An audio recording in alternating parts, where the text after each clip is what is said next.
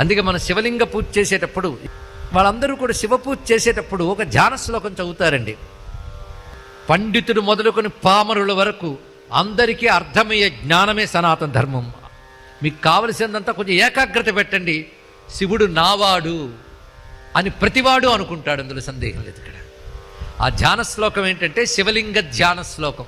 శివలింగ ధ్యాన శ్లోకం చెప్పుకుంటున్న ఇప్పుడు ఆపాతాళ నభస్థలాంత భువన బ్రహ్మాండమా విస్ఫుర జ్యోతి స్ఫాటికలింగ మౌళి విలసత్ పూర్ణేందు వాంతామృతై అస్తోకాప్లుతమేకమీశ మనిషం రుద్రానువాకాన్ జపన్ ధ్యాయే దీప్సిత సిద్ధయే ధ్రువపదం విప్రోభిషించే శివం. ఒక్కసారి ఈ శ్లోకానికి అర్థం తెలిస్తే ఒళ్ళు గగురు పొడుస్తుందండి. ఇది ఒక కాస్మోస్కు సంబంధించిన వర్ణన. ఇక్కడ పిల్లలు ఉన్నారు, పెద్దలు ఉన్నారు, సైంటిఫిక్ నాలెడ్జ్ ఉన్న వాళ్ళు ఉన్నారు కనుక చెప్తున్నా.